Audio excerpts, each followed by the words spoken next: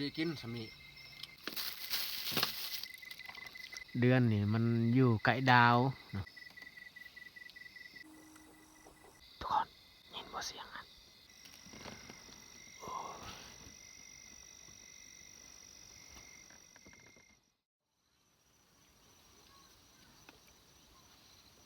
กราบสบายดีเบิดสู่คู่สู่คนที่เข้ามาเบิ่งมาชมสองของเฮาสำหรับตอนแรกวันนี้ข่อยกับผ้าเตื้อยขึ้นมานอนอยู่เทิงไฮนอนเทิงไฮเพราะว่าด้นเลยเฮาบ่ได้ผ้าเตื้อยมานอนอยู่เทียงไฮนี้ก็เลยวันนี้มีโอกาสพามานอนนำกันสวงหน้าหนาวเนาะแล้วเฮาสิบ่ลายจะห่างมันแต่ทุกคนติดตามเบิ่งติดตามชมกับพวกเฮาได้ในค่ำคืนนี้ว่าเฮามีการเคลื่อนไหวแบบใดแน่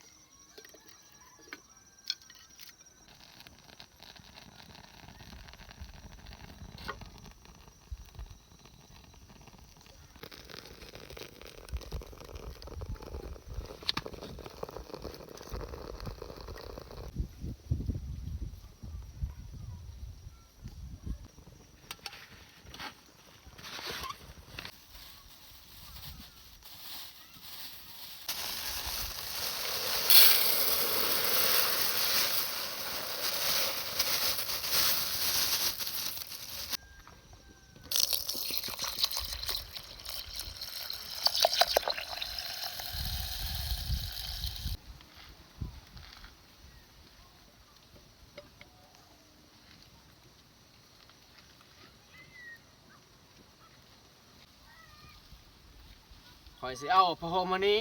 มาบั้งลมเบื้องนี้กับเบื้องนั้นผ้าห่มสองพื้นส่วนเบื้องนี้กับเบื้องนี้นี่เฮาบ่บั้งก็ได้เพราะว่าลมในส่วนลายพัดมาแต่พุ่นหาพี่แล้วก็แต่พี่หาพุ่น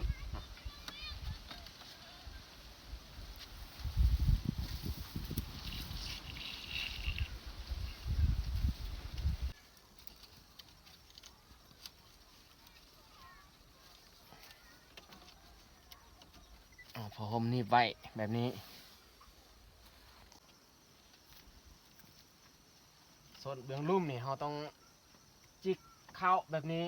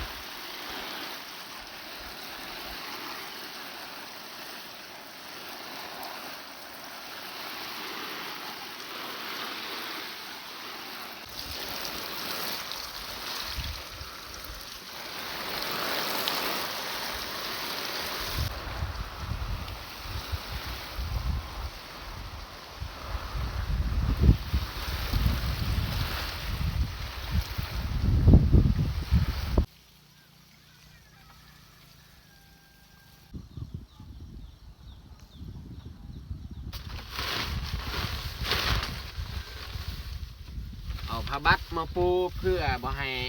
มันเย็นเวลาเราหลับเรานอน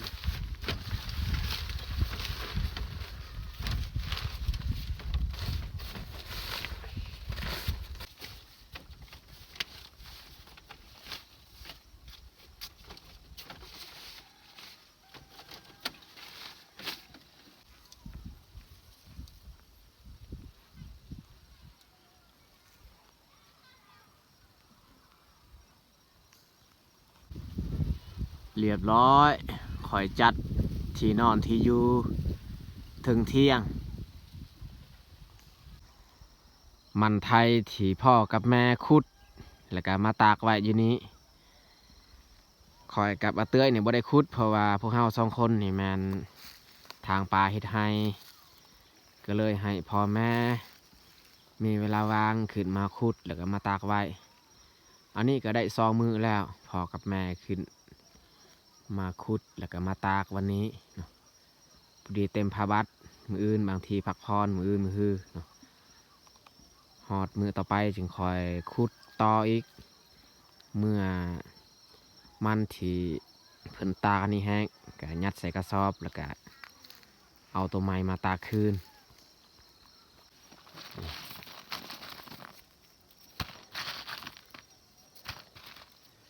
มื้อนี้แหละพอกับแม่ตากไว้ตัดด้วยมีดเนาะบ่ได้เอาจักรพานเนาะหรือว่าจักรซับเพราะว่าจักรหันอันลุงเพิ่นยืมใส่แต่ว่าบ่ฮู้ว่าเพิ่นใส่ได้หรือบ่เพราะว่าเพิ่นว่าติดจักรก็บ่ได้มันบ่ติดเนาะ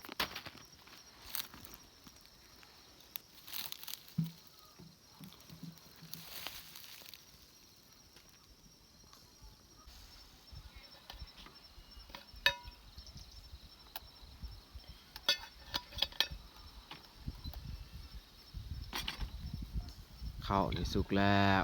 แต่เฮ็ดของกินต่ออีก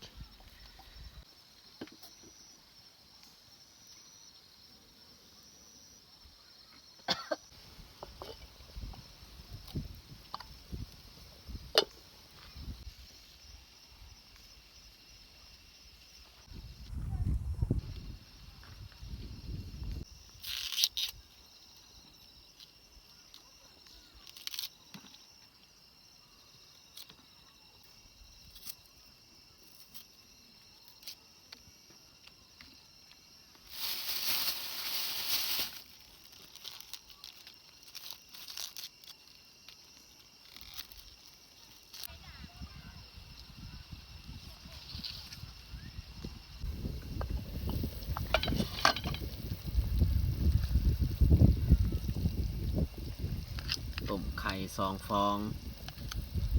แล้วก็กระดูกหมูปลาพร้อมเฮาต้มเมื่อไข่สุกเฮาตักไข่ออกแล้วก็ใส่ผักต่อ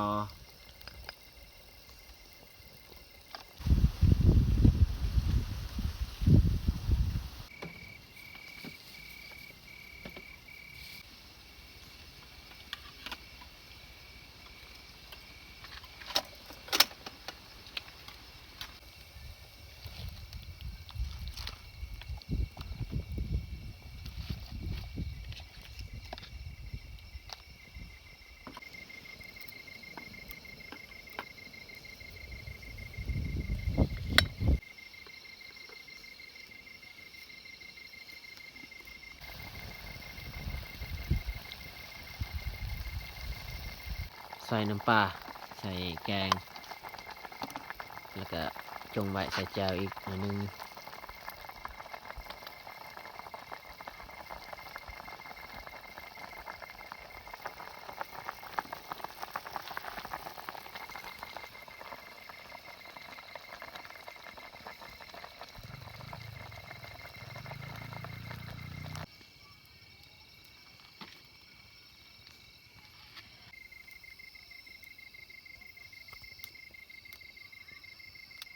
หนังหมูปลาเมื่อเฮาปิ้งนี่มันกรอบเลยทุกคนกรอบดีซีน2 เส้นนั่งเส้นหนึ่ง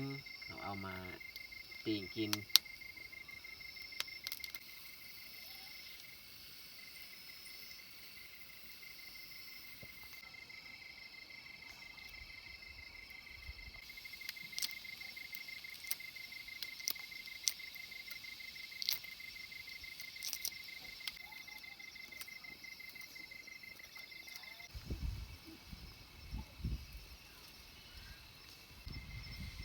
มาพี่น้องมากินข้าวแรงน้ำกันหรือว่าตอน8 โมง8 โมงกลางคืนแต่ว่าลมพัดตลอดทุกคนเลย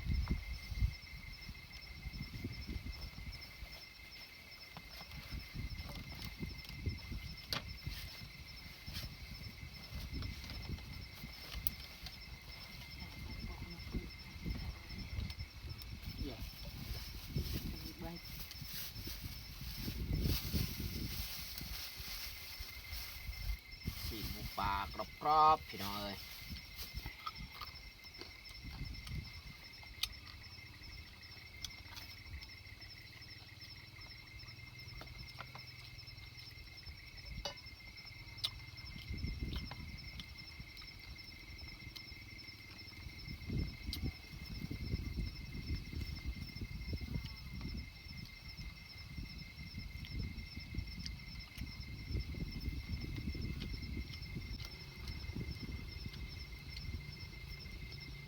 กวนขาเด็กแล้วตั้งเบ้าจะอะไรอย่างนี้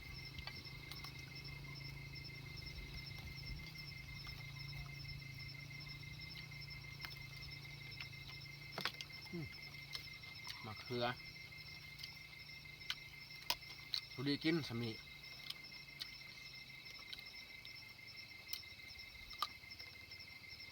ยังอ่อนอยู่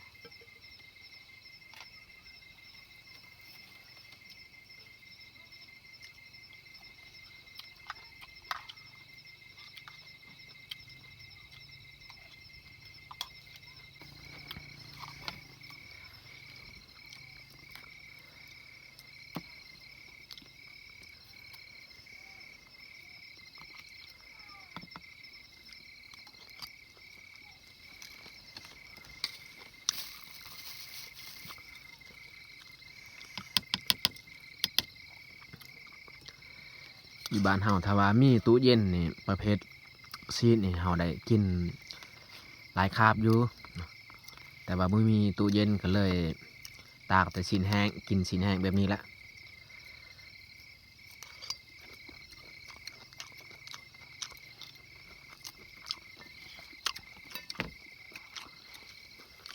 หนังกรอบ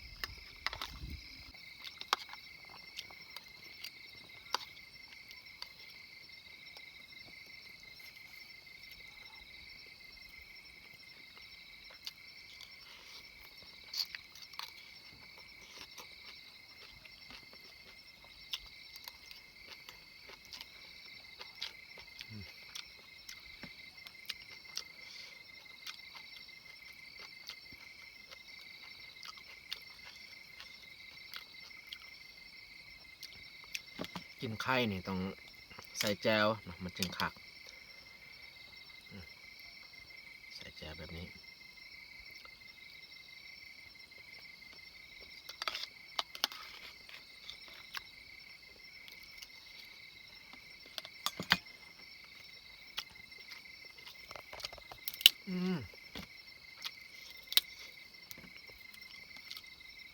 กรอบดี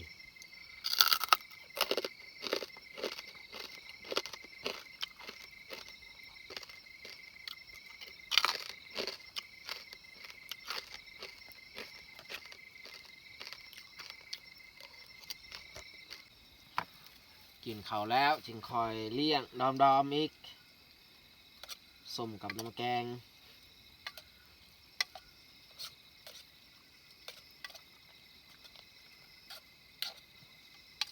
ดอมนี่มันหู้ละได้แต่ว่ามันยินแบบเฮาคนไปคนมาในหม้อในถ้วยนี่มันหู้เลยฮอดคิวตัวเองแล้วจะได้กินข้าว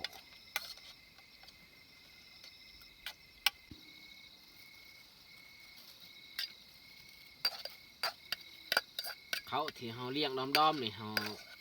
ถอกใส่ถุงยางเฮาบ่อยากเลี้ยงใส่ถ้วยนะเพราะว่าถ้วยที่เฮากินข้าวนี่เฮาบ่อยากให้สัตว์อีกกินนะมันเปื้อนเอากิน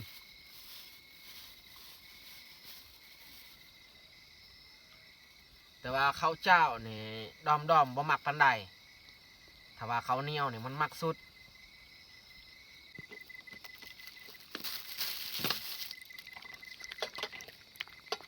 ทุกคนเห็นบ่ดาวคืนนี้นี่เดือนแจ้งพุ่นเดือนนี่มันอยู่ไกลดาวเนาะทุกคืนเลยเดือนอยู่ไกลดาว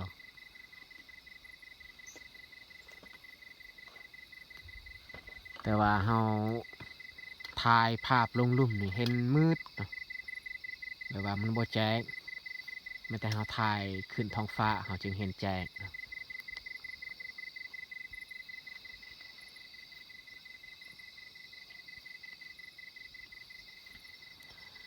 ทางนี้เขาจะบ่ย่างไปย่างมาเพราะว่ามันมีมัดเนาะ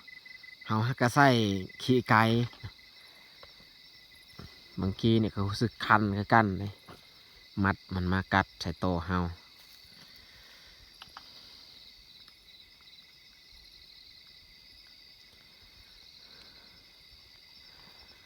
ช่วงนี้นี่เรื่องพักนี่กินตลอดเลยเกือบทุกคาบนี่นานนี้ก็กำลังขึ้น2 นานนี่กำลังขึ้นแบบว่าในหมู่บ้านเฮานี่ช่วงนี้ไผๆก็กินผักบ่อึดเลี้ยงผักบ่ได้คายออกเนาะเฮ็ดลายก็มันแต่กินเท่านั้น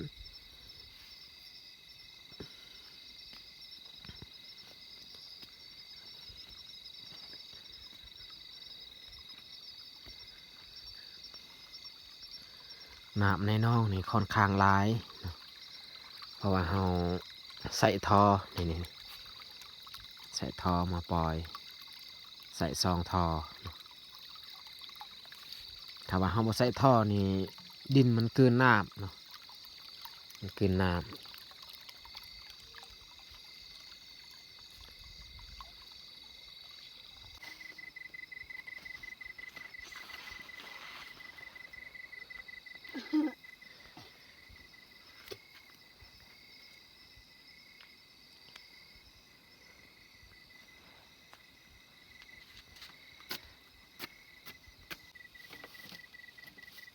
เขาบอลนอนบอลอยู่แล้วทุกคนเอ้ยพอห่มนี่คนละพื้นเลยเนาะ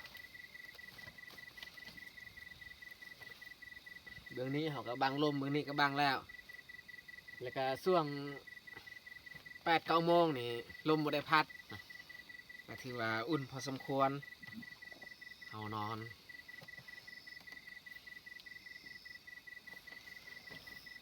บรรยากาศอยู่เที่ยงไฮ้กับยินแต่เสียงจิรอจิงลีดนี่แหละพอห่มซองพื้นบางๆแต่ว่าอุ่นได้พอห่มแบบนี้อุ่นเพราะว่ามันเป็นคนเนี่ยคนนุ่มๆดอมๆนี่ก็ย่างเข้าไปนอนบอนที่เฮาอันนั้นให้มันนอนทั้งก้อนนั่นแหละอยู่หันมีเฟืองที่เฮาปลูกไว้มันหูจักดีแต่ละครั้งที่มันมาอยู่ทางไฮนี้มันก็มานอนอยู่หันบ่ว่ากลางเว้นหรือว่ากลางคืนนอนบ้านนี้เอ้ยอากาศเย็นๆนอนเทียงไฮเดินเอ็ดเด็กแล้ว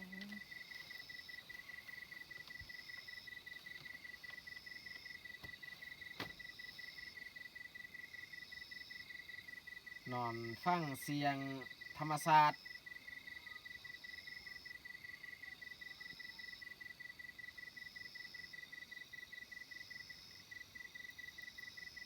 อยู่บ้านก็เงียบแล้วบ่ยินเสียงคนปากคนเบา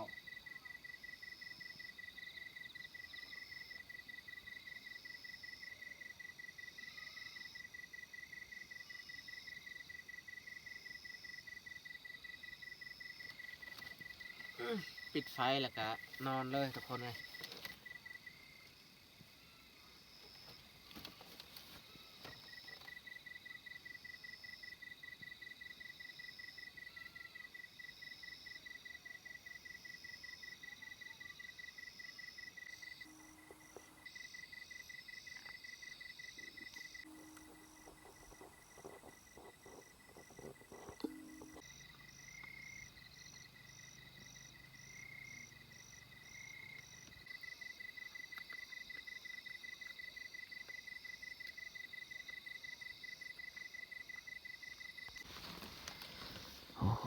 กคนเลยอากาศเย็นแห้ง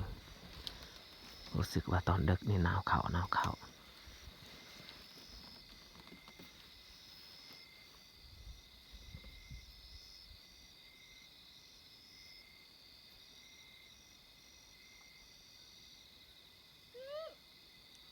กคนยินบ่เสียงอันมันเสียงอะไรยัง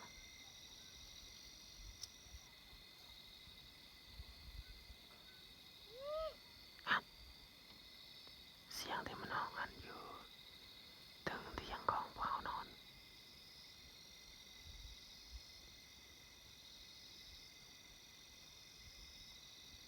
เงียบมันออกอีกตายแล้วทุกคนเลยจากเสียงอะไรยังมันออกมาบอกกล้าลุกดอกไม่แต่เอานอนแบบนี้แหละให้อากาศเย็นหนาวนี่เงียบอยู่แบบเงียบเอ้ามิดแล้ววะนี่ยินแต่4-5 เดือนมันออกโบว่าสัตว์ป่าหรือว่าสัตว์บ้านที่มันออกกัน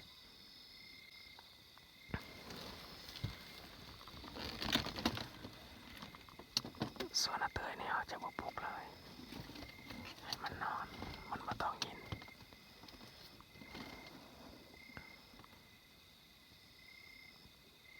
สัตว์บ้านนี่น่าจะบ่แม่นแล้วตามเอาคิดที่มันออกอันน่าจะแม่นสัตว์ป่าที่มันออกตอนดึกๆบางทีสัตว์ป่ามันออกหากิน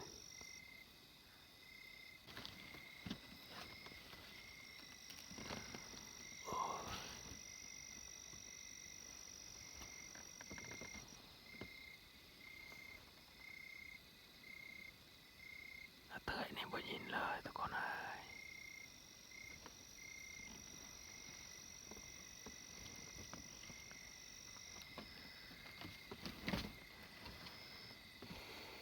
น่าจะบ่มีปัญหาหยังหรอก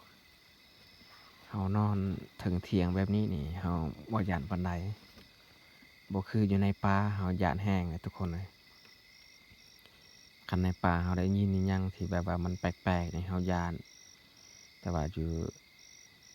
ถึงไร่ถึงสวนหรือว่าถึงเที่ยงแบบนี้นี่ก็บ่ค่อยย้านปานใดถ้าว่าเฮานอนแบบว่าเรือนที่เขาเจ้าทิ่มหรือว่าบ้านที่เขาเจ้าทิ่มนี่ตัวนั้นนี่เฮาย้านเลยทุกคนแต่ว่าเที่ยงแบบนี้ถึงว่าเที่ยงเก่าก็ตามเฮาก็บ่ย้านเพราะว่าเฮาเคยมาตลอดอยู่นี่บ่แม่นเฮาสิได้ทิ่มถ้าว่าเที่ยงแบบเขาเจ้าทิ่มก็มีโอกาสคือกันได้สิ่งที่แปลกๆมันจะมาช่วงดึกๆดื่นๆน่าจะบ่มีปัญหาหยังดอกนอนทุกคน